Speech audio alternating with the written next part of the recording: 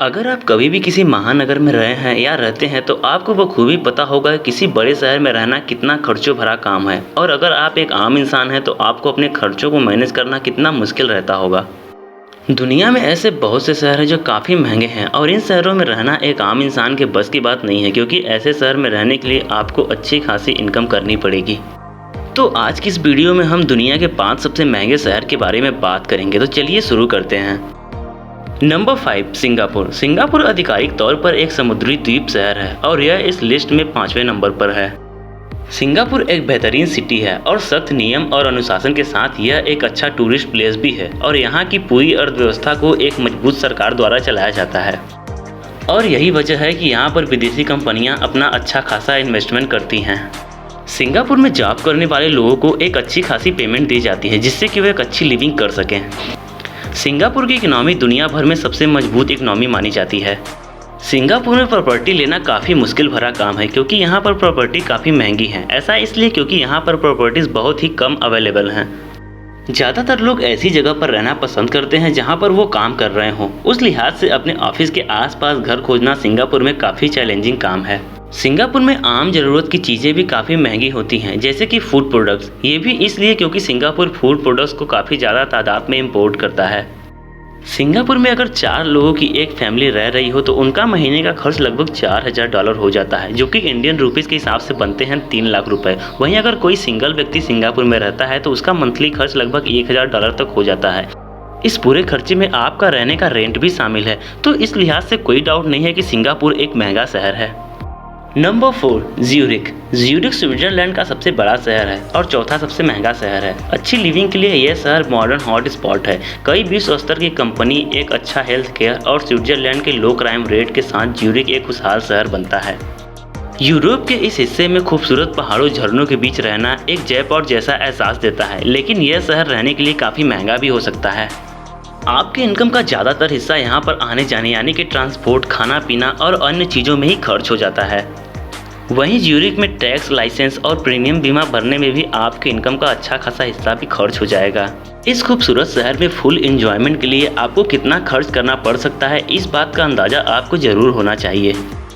अगर आप ज्यूरिख में कहीं बाहर खाना चाहते हैं तो यह आपके लिए महंगा हो सकता है। आप ज्यूरिख के किसी भी स्ट्रीट और डिस्ट्रिक्ट में रेस्टोरेंट या कैफ़े आसानी से पा सकते हैं और उम्मीद है कि यहाँ पर आपको गुड क्वालिटी फूड भी मिल जाएगा। और अगर आप एक मिड रेंज रेस्टोरेंट में खाना चाहते हैं तो वहाँ पर भी आपको $20 से $30 तक पेमेंट करने पड़ जाएंगे।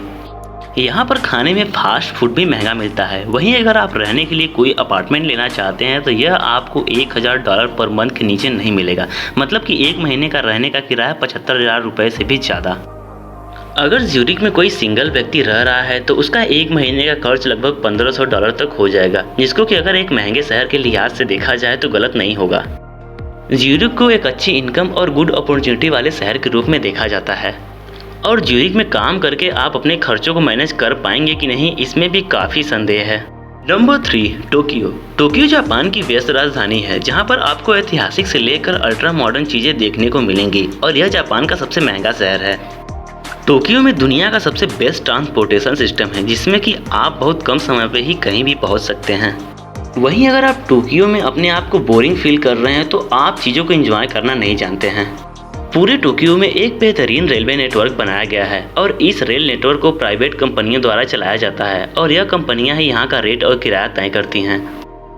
यात्रियों की सुविधा के लिए उनके पास एक इलेक्ट्रॉनिक पास कार्ड होता है जिससे कि वो टोक्यो में कहीं भी आ जा सकते हैं और आमतौर पर ट्रेन का खर्चा $1.23 से लेकर $3.8 तक होता है। वहीं अगर आप बस में सफ़र करते हैं तो बस का किराया फिक्स्ड है $1.95 और अगर आप टैक्सी लेते हैं तो उसका किराया आपको $23 देना होगा, वो भी पर 7 किलोमीटर के हिसाब से। वहीं रात में अगर आप टैक्सी की सफ़र करते हैं तो आपको 20% ज़्यादा किराया देना होगा, जो कि बनते हैं $28। अगर आप टोक्यो में किसी आम रेस्टोरेंट में डिनर करते हैं तो उसके लिए आपको $38 तक पे करने पड़ेंगे और वहीं अगर आप किसी अच्छे खासे रेस्टोरेंट में खा रहे हो तो उसके लिए आपको $57 तक पे करने पड़ सकते हैं, मतलब कि एक वक्त के खाने के लिए लगभग 4000 रुपये से भी ज़्यादा।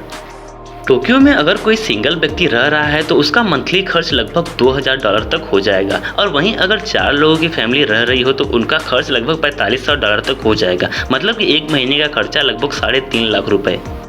टोक्यो जैसे महंगे शहर में रहना आपके इनकम और लाइफ स्टाइल पर डिपेंड करता है। Number 2, Paris. पेरिस फ्रांस की राजधानी है और एक बेहतरीन शहर माना जाता है। पेरिस में बने रेसिपीज पूरी दुनिया में भी फेमस हैं।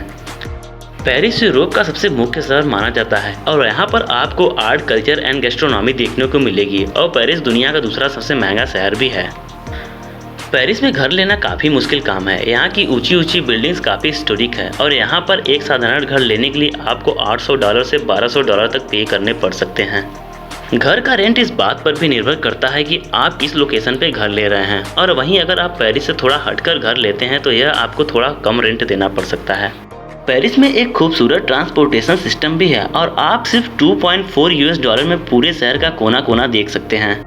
ये अगर आप अनलिमिटेड मंथली पास लेना चाहते हैं तो आपको ये $90 में मिल जाएगा, लेकिन अगर आप एक रेगुलर ट्रेवलर नहीं है तो यह आपको महंगा भी पड़ सकता है। अगर पेरिस में 4 लोगों की फैमिली रहती है तो उसके लिए आपको $5000 तक खर्च करने पड़ सकते हैं विथ रेंट, जो कि इंडियन रुपीज़ के हिसाब से बनते हैं लगभग 4 लाख रुपए। वही अगर यहाँ पर कोई सिंगल व्यक्ति रहता है तो उसका मंथली खर्च लगभग $2500 यानी कि लगभग 2 लाख रुपए के आसपास होगा। और वहीं अगर आप पेरिस में वहाँ का कल्चर, आर्ट एंड महंगे पकवान को एक्सपीरियंस करना चाहते हैं तो उसके लिए आपको थोड़ा ज़्यादा खर्च करना पड़ सकता है। Number 1, Hong Kong. हांगकांग चाइना का एक महानगरीय क्षेत्र है और चीन की जनसंख्या का एक प्रमुख प्रशासनिक शहर भी है। इस शहर के पास अपनी खुद की करेंसी भी है और यहाँ का खुद का लीगल सिस्टम भी है। दुनिया भर में हांगकांग ग्लैमरस सिटी के नाम से जाना जाता है और साथ ही लग्जरी शॉपिंग के लिए एक टॉप चॉइस भी है। यह शहर पूरी तरह से इतिहास और कल्चर से घिरा हुआ है और यहाँ पर आपको न जाने कितनी इम्प्रेसिव चीज़ें देखने को मिलेंगी। हांगकांग दुनिया का सबसे महंगा शहर है और हाल ही के सालों में यहाँ पर हाई डिमांड और लो सप्लाई की वजह से यहाँ पर प्रॉपर्टी की कीमत काफ़ी बढ़ी है। किसी भी दुर्घटना से निपटने के लिए हांगकांग यहाँ पर $80 बिलियन खर्च करके एक आर्टिफिशियल आइलैंड बनवा रहा है। अगर आप हांगकांग के सेंट्रल एरिया में कोई साधारण सा भी रेंटल अपार्टमेंट लेना चाहते हैं तो यह आपको लगभग $2000 पर मंथ के रेंट पर मिलेगा, जिसमें सिर्फ आपको 2 बेडरूम ही मिलेंगे, मतलब एक महीने का रेंट 1.5 लाख रुपए से भी ज़्यादा। हांगकांग में एक बड़ी आबादी रहती है और यह आबादी वहाँ के सेंट्रल एरिया में ही रहती है, इसलिए यहाँ पर पब्लिक ट्रांसपोर्ट लेना एक बेस्ट चॉइस है।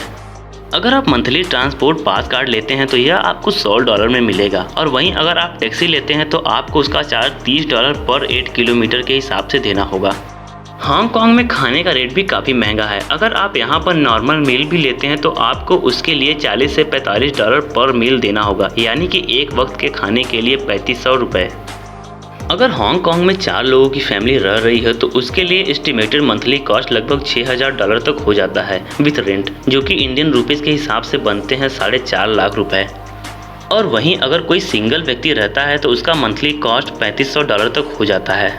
इसके अलावा अगर वहीं आप हांगकांग में लग्जरी होटल और वहाँ के शॉपिंग का लुत्फ उठाना चाहते हैं तो उसके लिए आपको काफ़ी मोटी रकम खर्च करनी होगी। हमें उम्मीद है कि ये वीडियो भी आपको बेहद पसंद आई होगी। अगर वीडियो अच्छी लगी हो तो वीडियो को लाइक और चैनल को सब्सक्राइब जरूर करें।